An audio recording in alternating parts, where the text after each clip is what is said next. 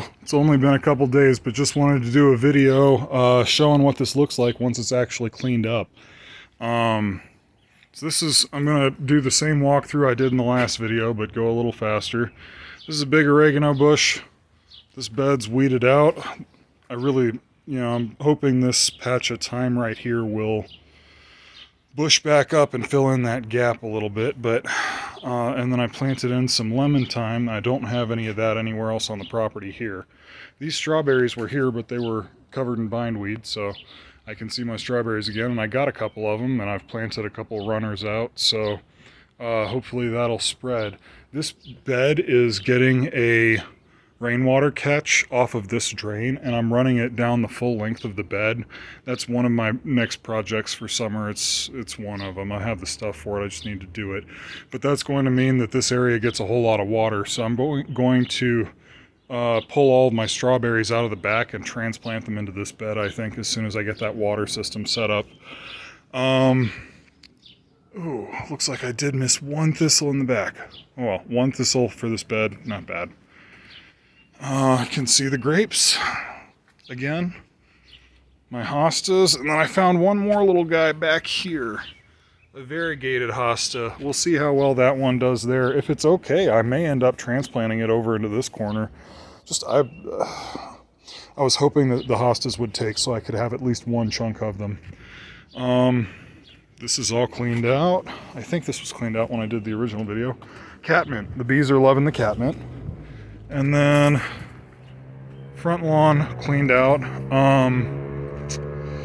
Butterfly weed, Rocky Mountain penstemon. This is and then there's a row or a collection or smattering of, that was loud, it's still loud.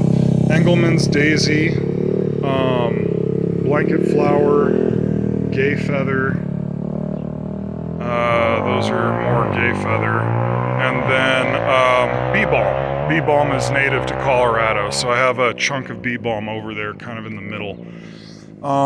Lead plant, which is native to the Colorado prairies, very slow growing low bush, is planted in a row right here. Then there's a narrow walkway area, and then I have this row of lavender that I've finished planting out. I can't plant here. This is the gas line. So I made sure to keep track of that when I was digging everything out and stuff, but so I'm not going to plant something on top of the gas line. Bad idea. These beds were already planted out before. I think I covered that in the video. This front bed has finally been cleaned up.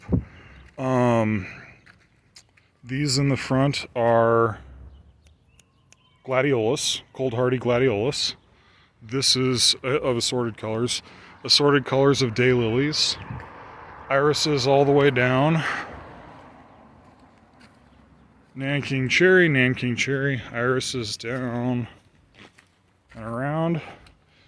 These are my grape hyacinths. I didn't know where I was going to stick them, or what I was going to stick here, and I didn't want the bulbs to rot or dry out or whatever. I may plant them somewhere else, or I may just pull them up. I'm not sure, but anyway, grape hyacinths here.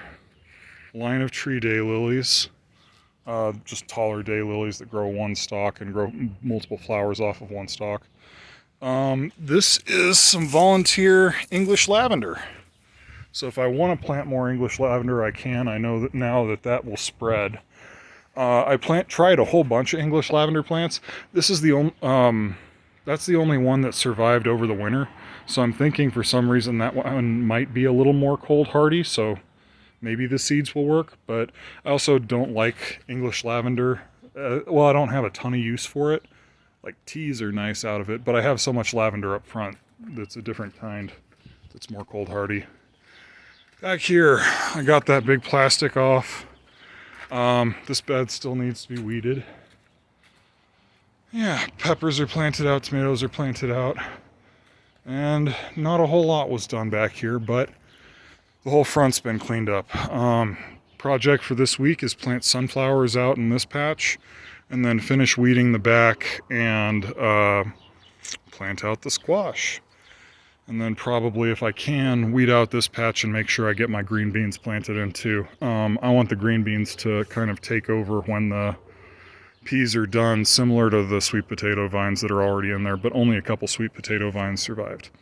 Yeah, and finally got the hoop house down and the plastic removed and stuff too. So it's been a long weekend, but it's looking a little cleaner anyway. Take care, y'all.